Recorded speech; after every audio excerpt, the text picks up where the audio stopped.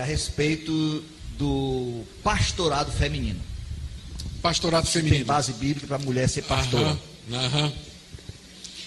É.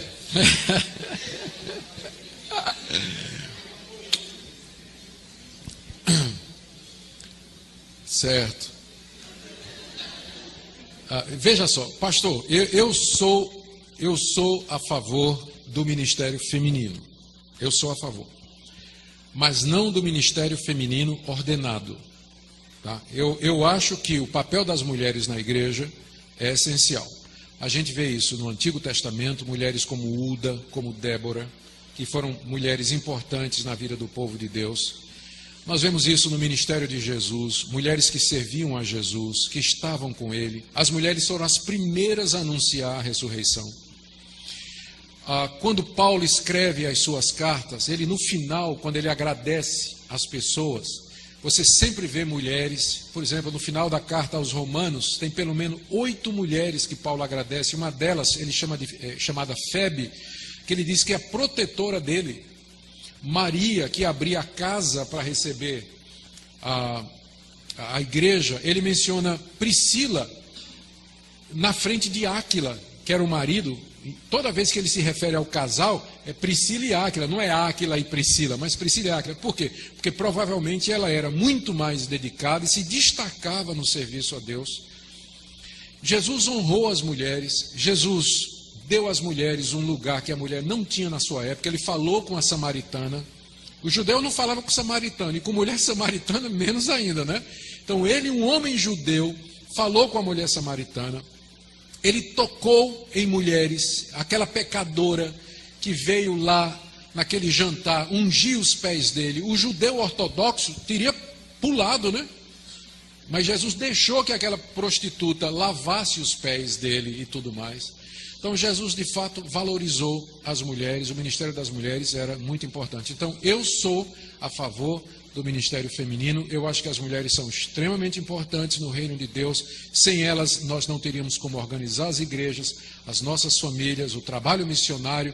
Na minha denominação, as mulheres são a maioria dos missionários que nós temos, a maioria de mulheres, de obreiras que vão para o campo, começar trabalho, sustentar trabalho, fazer trabalho. Então eu sou grato a Deus por isso. Todavia, dito isso, mesmo que Uda e Débora foram mulheres da mais alta importância no Antigo Testamento, você não vai encontrar no Antigo Testamento, na lei de Deus, que a mulher podia ser sacerdotisa. Ela não era sacerdotisa. Ela podia ter uma função civil, juíza. Juíza era uma função civil. Débora podia ser juíza, Uda podia ser uma juíza, Débora podia ser uma profetisa, mas os profetas não eram ofício.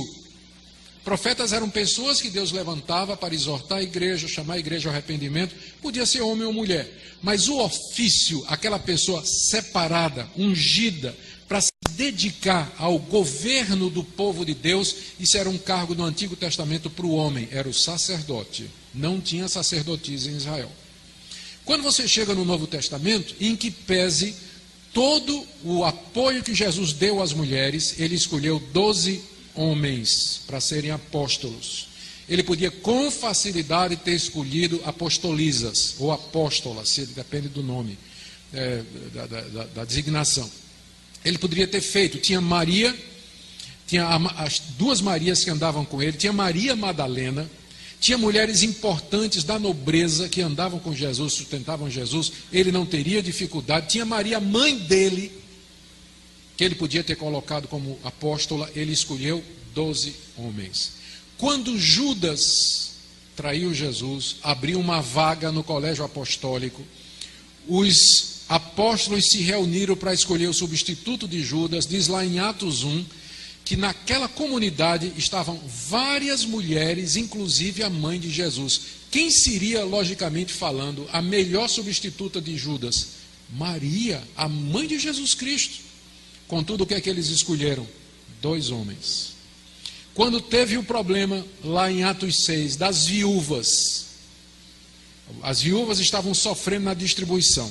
Os apóstolos disseram: escolham 7 homens de boa reputação, que vocês vão fazer diáconos para cuidar desse assunto.